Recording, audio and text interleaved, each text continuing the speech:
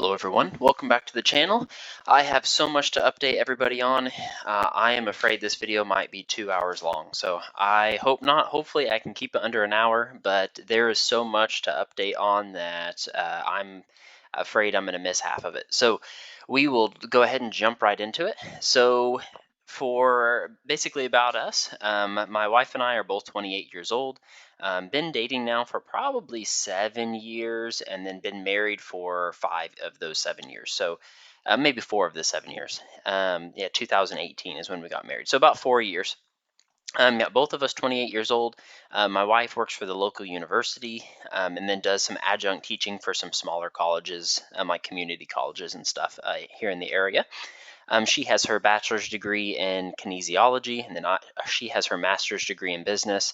And then we will be having a baby girl in June of 2023. It may be July of 2023. It's the end of June or it's the beginning of July. So for me, I have an engineering degree, I have a business degree, and then I'm about 6 months away from getting my master's degree in quality systems. And so, quality systems is what I do. I work at a pharmaceutical company, basically making sterile injectables for, I don't know, various people, various kinds of patients and stuff. So, worked in pharmaceuticals for probably, I don't know, 7 years, 8 years now, maybe nine, somewhere in there. And then I do some rental properties on the side. I try to flip houses if I can find a good deal on them, and maybe split firewood, I guess, in my part time. But that's really about it for us. The area that we live in, I mean, obviously we're in the United States. And so I will say we're not in California or New York or an expensive place like that, or Hawaii. We're kind of just in an average place in the United States. Cost of living, the average house here in 2022 is $357,000. For the U.S., the average house is $475,000. So you can see it's a little bit cheaper to live where I live than if I were to live in California or something. We are, I think it's the 18th or 20th cheapest state to live in, and so we're not even really halfway or like the median state. So we're like Hawaii and California would be the most expensive. We're like towards the like bottom 1/3, I guess. Income in our area. So for 2022, the average in my city was $63,000. The average in the United States was $67,000. So we don't quite make as much in my area as other people do throughout the United States. But again, things don't cost as much here. So I think we're honestly doing better making less, but housing being 25% less than the average. So it's a nice place to live. It gets cold here in the winter, hot in the summer. Yeah, that's really about it. So jumping into income. So we wrapped up the year.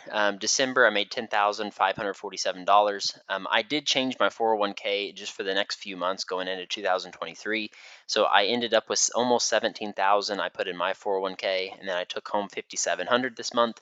My wife does not get paid in December's. She gets paid 2 times in January, so she did not make anything. So she closed out the year with $57,000.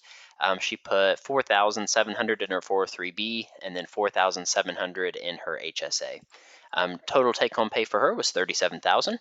And for rental income, I try to. I guess this is the third year in a row now. I have discounted my two tenants' rents in December. I discount each of them $300 a piece, and so it seems to make a huge difference. They pay on time. I don't have to evict them. They take care of the house. $300 for me is not that big of a deal. $300 for them, changes their lives and their kids' Christmas, and it's a huge deal to them. So as long as they keep paying and they're good tenants and everything, I will continue to discount the rent $300 each December. So I wrapped up the year. I had a really good year, $126,360, and then I paid about $24,000 in taxes. So I moved from a senior supervisor to a senior manager position about halfway through the year. I did fight with my local HR department. They originally tried to offer me, I was at $95,000 at the beginning of the year as a senior supervisor. They tried to offer me $97,000 to take a manager position. I turned it down. They posted it as a senior manager. I accepted an offer for 117, knowing that the actual pay should probably be 140 to 150. I got another job offer in May or June, I think it was, or maybe it was August. I got another job offer, and that was 137,000. Went back to my company, and they were willing to match that job offer for me to stay in the same position. So a month before that, they said absolutely not. This position doesn't pay 137,000. But then, as soon as I had another job offer for an easier job that did pay 137,000, all of a sudden the position that I was in did pay 137,000. So my bonus each year is 11%. I will not get my first bonus until June of 2023. And speaking of that bonus, I will actually not get that bonus in June of 2023 because I have a couple other interesting updates here.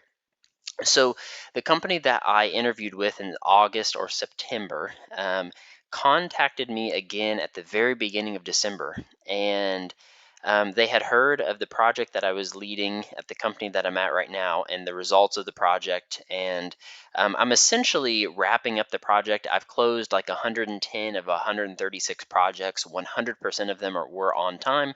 I will say agency that deems it a successful project said that it was a successful project. We remediated the things that needed to be remediated, and all was fixed. And so the company that I interviewed with in August reached out to me and asked me to apply to another position. And so I applied to that position. They interviewed me the next day, and I actually did a tour on site, and they showed me some of their filling equipment. They showed me some of their like formulation, their processes, and so I was able to walk the facility and kind of greet them in person. I wouldn't say it was really an interview. It was really kind of like a formality, I guess. They didn't actually interview me, mostly just toured me around the facility. The next day, I got an offer for it was 140,000, and I make 137,000 now. And so I counter offered with I didn't really want the position that badly because it's 1 hour away from where I live, and so I would have to commute. But I counter offered with a base salary of $170,000, so significantly more than what I make right now, 33,000. And then I asked for a $100,000 sign-on bonus. And so they countered back to me saying that they accept my base salary of 170,000, that they would do that, but they would only do a sign-on bonus of 60,000. So I took the offer, and it also comes with a relocation. And so it should work out perfectly to where when I sell house number 4 that my wife and I live in right now, that company will purchase the house from me and then pay for me to move into the new house, pay for closing costs on the new house that I'm living in, or that I'm not living in, that I'm building. And yeah, all of that stuff. I mean, the housing. I mean, there's probably 20 or 30,000 that they give in cash just for for you to look for houses in your area, and then like $5,000 that they give you for moving, and then they pay for your closing cost, all the realtor fees. And so for me, if my house is, let's just say 400,000, and realtor fees are 5%, that's $20,000 right there that you save in realtor fees, and then $20,000 for closing costs on the new house. So probably $60,000 to $70,000 just in benefits from joining that company. So to make, if the deal could not get any better, so we're at 170 base salary, $60,000 sign-on bonus, almost $100,000 in relocation, repayments and fees that they will pay. Like they'll pay you basically to do a relocation. I will get a 16% targeted yearly bonus instead of 11% that I'm at right now.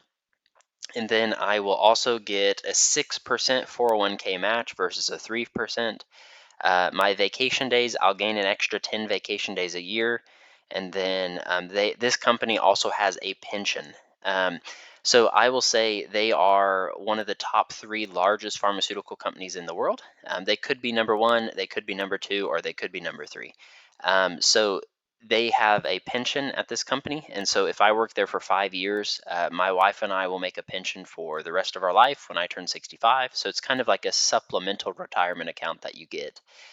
Then in the position that I'm in also gets stock option awards every single year, usually like $10,000 to $20,000 in stock options that take 3 years to vest. So absolutely, the deal of a lifetime. And so I accepted their offer. They wanted me to start February 15th, so 45 days from now. Um, that week, I actually have a wedding in Hawaii, and so my wife and I will be going to Hawaii, and she will be 5 months pregnant with a significantly long plane ride to Hawaii. So, um, yeah, so that's exciting for February, but I told them I can't start until like the 1st of March, and so they said March 6th will be when I will start that position. So I am extremely excited for, well, I mean, a ton of stuff. A ton of this like could not even come at a better time while we're building a house. I mean, it's like the stars aligned, and yeah, just absolutely crazy, crazy. The only thing I'm nervous for is the commute. So it's exactly 1 hour and 5 minutes from my house, and so um, like that's one hour 5 minutes away driving up there, and then an hour and 5 minutes driving back. Assuming no crazy traffic. So it'll take me 2 hours and 10 minutes a day of driving. So I really need to find some good audiobooks or some good podcasts or something to listen to. But yeah, so that'll be fun. So I've got a couple months to finish my current position. I've already accepted their position, and personally, I don't know if I really want to stay with the current company that I'm at. They're definitely retracting quite a bit. I would assume that they're probably going to fire 2,000 people over the next 2 to 3 years, and they have 4,000 people currently at the site. And so, um, yeah, and I talked with the vice president, and they said that I could take a director position if I stayed.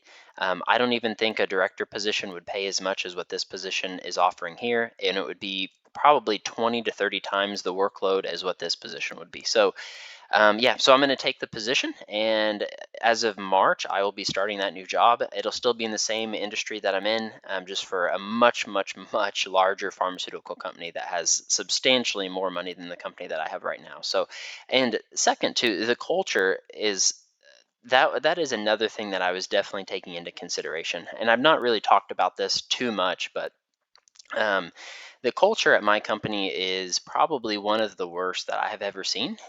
So I don't want to get too grim, but I mean it's very common where I work for people to like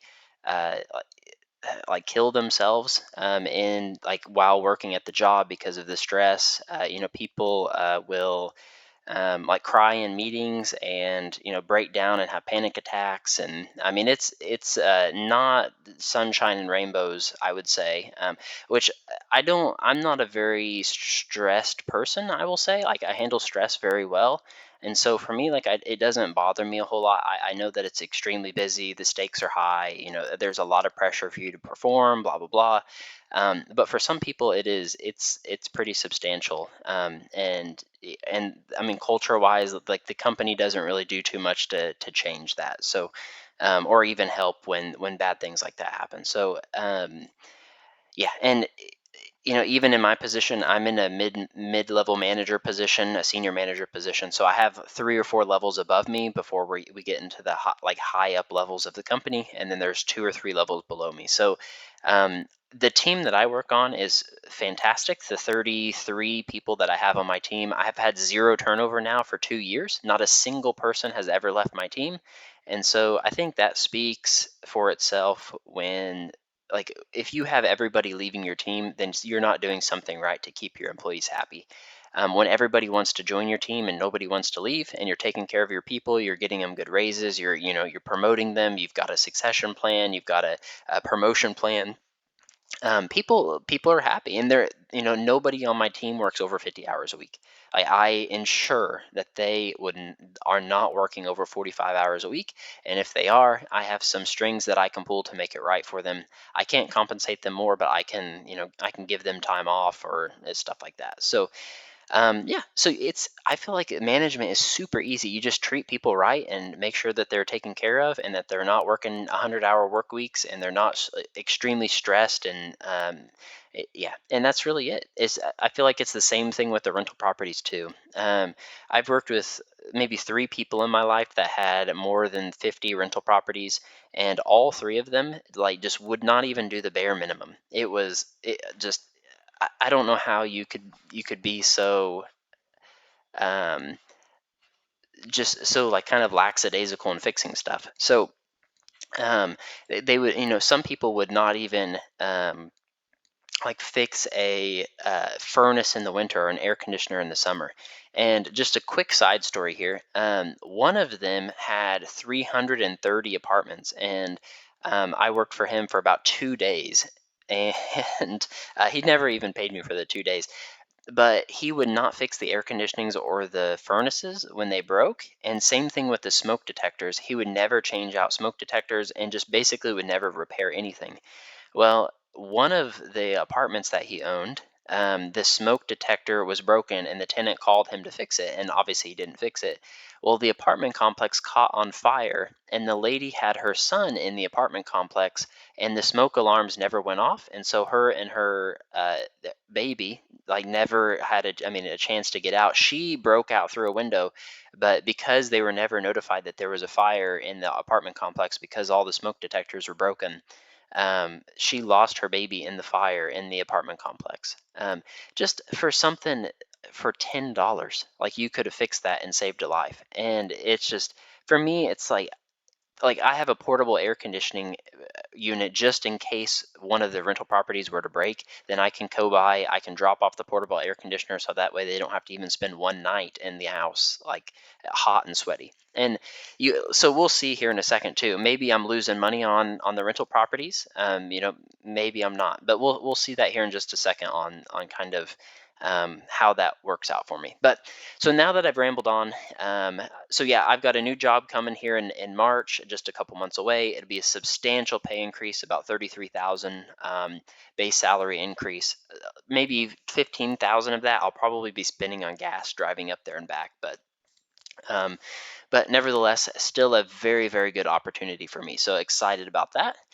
For other income this year, we really didn't have anything too crazy happen. We didn't really sell any houses, but looks like our gross income for the year was 215,000.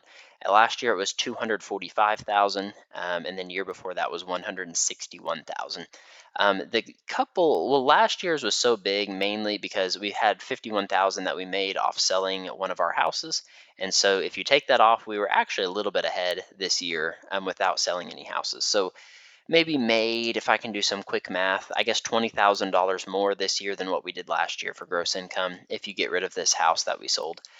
Take home pay 125 versus 138 last year, and again from 2 years ago we were almost like doubled everything. For me, I've almost doubled my base salary in 2 years, and then my wife is in a different position. Her company is retracting a little bit, so they are not firing anybody, but they're doing pay decreases for quite a few people. But she may have an opportunity here to take a new position at her job, so we will see how that goes over the next couple months. But no firm update there yet.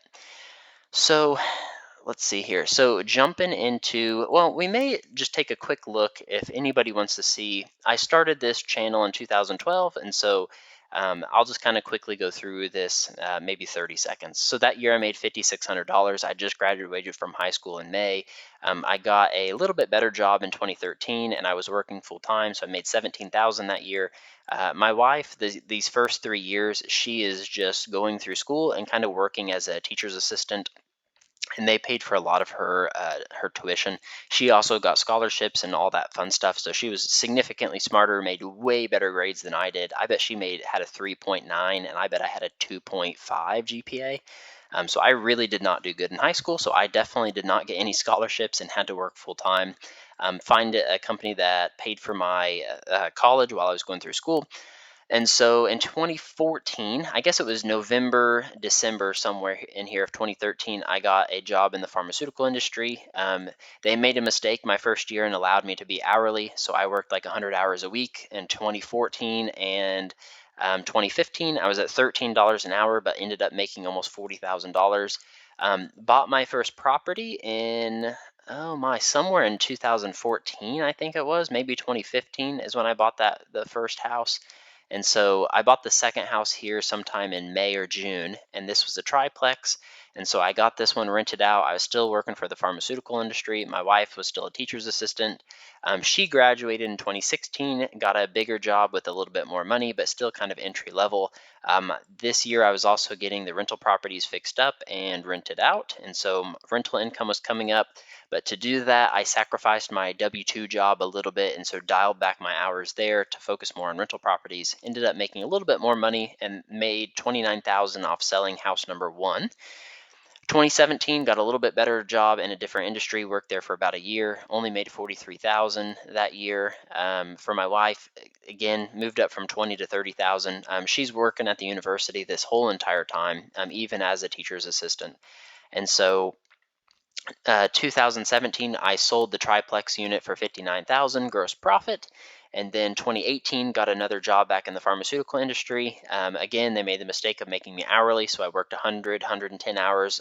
Sometimes, probably average 70 hours a week, I would say, for this whole entire year.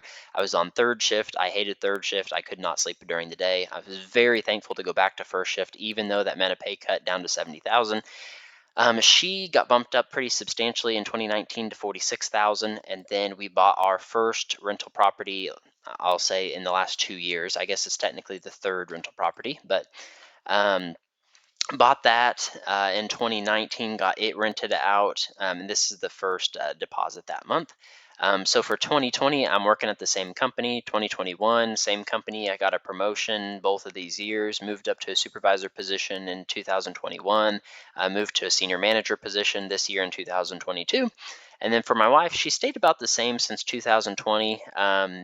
She's kind of been like ebbing and flowing on the adjunct teaching. And so her base salary is really somewhere around like 50,000, 52,000, somewhere in there. And then she'll make maybe an extra 10 to $8 to $10,000, depending how much adjunct teaching she does for the other colleges. Only other thing to update here is in, I think it was September 2020, we bought our second rental property, and we had just held those properties. We've not had any turnover. Both tenants have lived there for the past, I don't know, 2-3 years now. 2021, a lot of this was COVID checks coming in, and then $51,000. We sold a house that we were flipping that I bought for 20,000 and sold it for 51,000. So made good profit there. This year, no other income, and we're back up to date. So that's kind of just a quick synopsis of how the last, I guess, 10 years has been for my wife and I, and how we got to this place that we are today. So jumping into expenses. So I'll do this once a year. I keep track of this every month. It's just too much to update every single month on. And honestly, it's a lot of the same numbers. But it goes to show, though, my wife and I's like cost of living has not, like, well, I'll say our lifestyle has not really changed too much in the past year, but you can kind of see inflation taking effect here. So it's kind of interesting. Get a drink here. So 2022, we bought a second property, and we had to make our first payment in February. This was 66 acres that we bought this year for $378,000. It was listed at $400,000. And this month we actually started building our house on this property. So it took me about a year to get permits and then clear 4 acres of land for us to actually fit a house on. And so our house number 4 and land number 8 is combined $3,794. So our mortgages have substantially went up, and this does not include the rental property mortgages. So each one of those is about $700 with taxes and insurance. Water bills, we basically use the minimum water that we're allowed to use. It doesn't really matter. Like, let's say we use 1,000 gallons a month or 10,000 gallons a month. As long as it's under, like, I think it's 20,000 gallons a month or something like that in our area, it's the minimum. As soon as you go over like 20,000 gallons a month, it starts to go up like $60, $70. So we never even use like maybe 15,000 or whatever it is. So we pay the minimum. They moved the minimum from 49 last year up to like 52. And so we had one month we were, I don't know what we were doing that month, but basically we're at the minimum. So water is about $18 a year more expensive this year. We have not changed our furnace and stove and hot water heater are all gas. We did not change the temperature this winter at all. We keep it on 67 degrees in the winter. Is that right? Yeah, 67 degrees in the winter and then 74 degrees in the summer. So we change our thermostat quite a bit to kind of offset our energy costs. And so last year to heat our house and hot water heater, furnace, stove, stuff like that was about $600. This year is up to $730. So substantially more this year than what it was last year. Same thing with electric bill. I just said we didn't change any of our heating and cooling cost. We don't really leave the lights on or spend anything too crazy on electric. Electric is more expensive in the summer months for us than the winter because our air conditioner is electric. But energy costs are up 25% or 33%, I think that is, $500 a year compared to last year, using the exact same amount of electricity. I think we actually use less electricity this year than what we did last year. So just things are just getting more and more expensive. Same thing with internet. This is the minimum. We do not have cable. We don't have like satellite or anything like that. It's just internet. It's 67 a month. It moved up to $70 a month, so it just went up a little bit. Trash is staying the same. I have kind of negotiated with the trash company, and since I have multi accounts, I have 3 different trash accounts. Normally it's like $55 a month, but because I have so many accounts with the trash company, they have locked me in at like $41 a month, and so that's why trash is pretty much locked in and cheaper. Gas, same thing with gas. It's just, I mean, things are getting more expensive. My wife probably lives 12 minutes from her job, and then I probably live like 6 minutes from my work. And so a lot of this in the summer is like gas for mowers, gas for like wood splitters, stuff like that, chainsaw, weed eaters, things like that. But we really don't spend that much money on gas for our vehicles. Sometimes I can almost make it 45 days, maybe 50 days in my truck, just driving to work and back and not even have to fill up once. Miscellaneous car costs. So these are things like oil changes, car repairs, services, insurance for vehicles. So last year 1,600, this year 2,400, so it went up again there. Phone bill, I talked about this last year. So the way our phone bill is so cheap, my current job gives like a 17 or 19% discount off somebody's phone plan. And so my whole entire family is on my parents' phone plan, including my great grandparents, my grandparents, my wife, my siblings, like everybody. So their phone bill is like $800 a month for everybody. But because I get, let's say, 20% off, it's 20% off of $800. So that is $160. And so that more than pays for my portion and almost my wife's portion of the phone bill. And so we've kind of calculated that we just owe them $25 a month. So we are currently on their phone plan, and that's how we save money on our phone. For groceries, we actually did better this year than what we did last year. My wife does a really, really good job about couponing, finding ads, finding discounts. Sometimes they have like bread that's not old yet, but they need to sell, or like bags of lettuce that they need to sell. And my wife plans all that out and saves a bunch of money on groceries and stuff. Same thing with pet care. Last year, we were taking our pet to the like doggy daycare like 1 day per week, and so it was a little bit expensive. They moved their prices up from like $20 a day to $45 a day, and so we really dialed that back. So she's kind of just coming out to the land and running and doing stuff like that instead of going to daycare now. So a little bit cheaper too. Restaurants, we did substantially better this year with restaurants. I truly think that was just because we were so busy. Some of these $8 and $9, I do not ever go to a restaurant. It for me it provides almost no like utility. Like I'm happy just having a peanut butter sandwich or a turkey sandwich at home versus like spending 2 hours and going to a restaurant and spending $20. So I don't really ever go to restaurants. Sometimes my wife will go for like a work outing, and so like the $8 and $9 are like for her to go out to lunch, just for herself. So we had a couple months where we were over 100, where we went out a couple times, but nothing too crazy. So I think that's mainly just because we were so busy this year versus last year. We honestly, when the weekends come, like we were out here clearing land to build our house, like we were doing projects, and just so tired from the work week that we were kind of just ready to relax versus go to a restaurant. School. So school kind of fell at a weird time. I will have to pay 1350 again here in a couple months for my last semester of school, but yeah, I don't really focus on it too much. And then our biggest expense is always miscellaneous. So it was $57,000 this year, $27,900 in October, and so that was like permit fees, builder blueprint fees, just a bunch of crazy stuff that it took to build our house. And so most months were somewhere around 1,000. Once in a while we'll have some weird expenses come up, but we've not really had any medical emergencies or anything like that. So knock on wood, we've been fairly healthy. But yeah, that's kind of what this year was mostly yeah, permit fees and blueprints and just all the stuff that the county charges you for building a house. But moving on to the rental properties. And so again, I just do this once a year, kind of see how the rental properties are doing. Am I losing money on the rental properties, or are we staying afloat? So house number 5, a few things went up in price. I did not raise the rents this year on house 5. I did just raise them in December here. So January will be the first month that will have raised rents, and so it was 1,200 a month. It's going to 1,350 a month, and then house number 7 was 1075, and it went up to 1175. And so I was able to save on insurance for house number 5. Last year it was like $1,000. I was able to call around and get that down to 571. So I did save $500 there. Interest is how much that we paid on like our mortgage. So some of it goes towards principal, some goes to interest. Last year this was like 3,700. This year down to 3,200. So saved a little bit money on interest.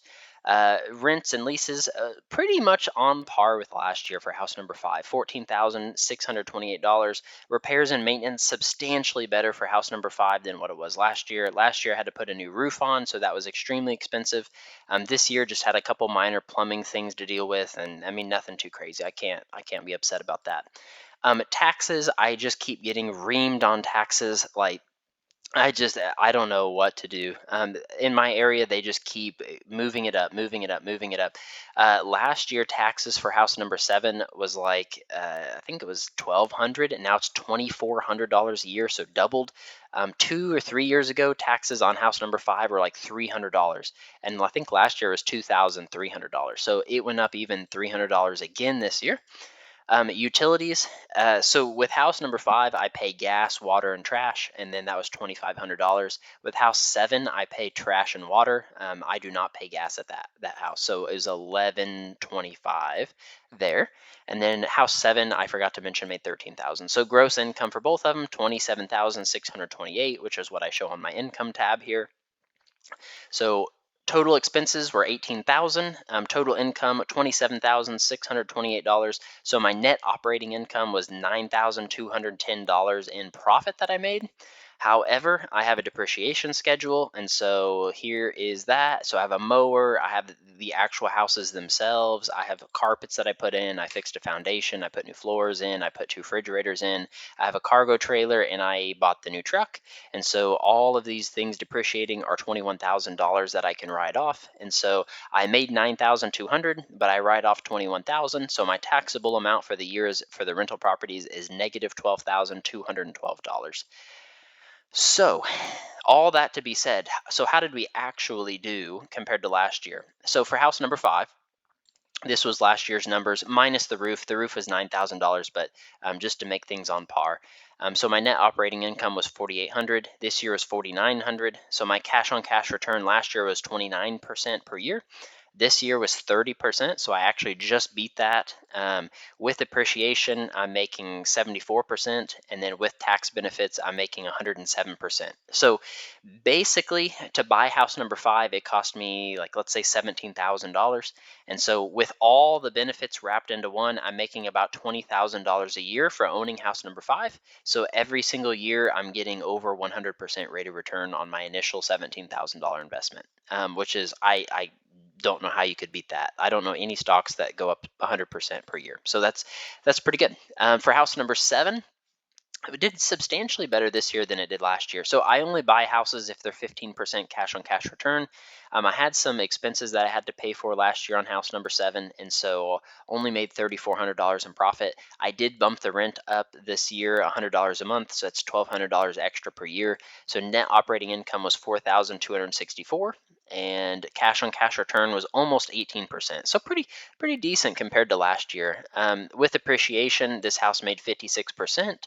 And then with tax benefits, it was 79%. So I think this one cost me like 25,000 roughly to purchase house number 7. So it looks like I'm making about 22,000 a year in profit. And so overall, if you count both of these in, if this one's 20 and this one's 22, my net worth, or my total, I guess, income is going up about $40,000 to $42,000 a year for owning these two houses. So not bad, since my initial investment was about, I guess, 37,000 to buy both of these houses. So every year I'm making my money back. So that's great. I can't be upset with that at all. So jumping into net worth here. So for December, nothing really changed with any of the properties that we own. Nothing changed with any of the vehicles. So everything just went up their standard amount. So we're at $1,205,000 for total property. The market did not help us this month. I was really hoping that we'd have like a strong December and finish off the year, and I'd be able to hit the $1,000,000 mark. The market was down, maybe, I don't know, maybe 3%, 4% this month. So we lost money in the HSA, 3,700. Oh, I should mention too. So I am going to get more employee stock purchase plan come January 15th of 2023. So 4 years ago now, they gave me stock options in my company, and so each year I get 25%. And so my last day will be March the 3rd at my company, and so I'll still get these, like, my full 100% of my employer stock too. So that actually worked out extremely well. I think that'll be like $2,000, maybe $3,000. For my 401k, I was down about $7,000 this month, and then same thing for my wife's 403b. She was down about $8,000 this month. So unfortunately, we did not hit it. I truly think, though, any month now, like, I feel like we're pretty cheap compared to the baseline of stocks. I mean, overall, it depends how you run your numbers on stocks, but we're still definitely. I mean, a year ago in December, I was at 152 in my 401k, and now I'm at 126. I mean, we're substantially down over the last year. Even, I mean, 12 months later, we're still down $26,000 with me contributing, I don't know, $18,000 into it this year. So we're really, really down. I would be at like 108. I would think so. It has to recover sometime. Again, I've just been buying this whole entire year, so I've not really sold anything other than M1 Finance and the employee stock purchase plan, which my timing there was really, really well. I can't complain about that. But I don't know, any month that things finally recover a little bit, I should be there. So debts, I'm making minimum payments on everything. We don't have credit card debt. We don't have car debt. We don't have student loans. We don't have any of that. We paid all that off maybe 4 or 5 years ago. All of the debt that we have is on house 4, 5, 7, and land. So these three are all 30-year fixed rates at like 3 something percent interest. The land is 15-year at 3.7%. So they do not let you do land loans on 30-year. At least the banks in my area do not. So we're just making minimum payments on this. Cash saved about $3,000. I had to pay crazy permit fees last month. Um, this month, the builders got started. So we have an Amish company. They live about probably 45 minutes away from where our house is, and they are insane. They have been working for about 2 weeks now. It's been horrible weather. It's been like snowing outside. It's been like 20 degrees, which is kind of not normal for December. They have, in 2 weeks, have dug the whole entire basement, have poured the basement footers, have poured the basement like slab. They poured the basement walls. They put the joist down, and they're starting to frame. And it's only been 2 weeks. Like, I don't know if they're going to finish our house in like a month, but they are flying, flying, flying. So they're saying here in probably 2 more weeks they'll have the whole house framed in and will be under roof. They'll pop the roof on, and I mean, that was kind of their goal before the weather got too bad in January or February, to be under roof. So I don't know how in the world they can do that much work that fast, but um, it's crazy. And they're not cutting corners either. I'm watching YouTube videos. I'm learning. What am I watching? The something craftsman channel where he builds a house, like 200 something videos. So I'm watching that video by video, watching him pour the footers, and they're not cutting corners anywhere. Like, their work is so just top notch. Like, I cannot find anything wrong with anything, any step that they've done so far. So they're working fast and they're not cutting any corners. So I'm super super happy with them. I'm extremely glad that I picked them to build my house so far. So next month, some things are going to change with checkings account. So to get them started, I'm working with the bank on all the financing and everything for the house that we're building.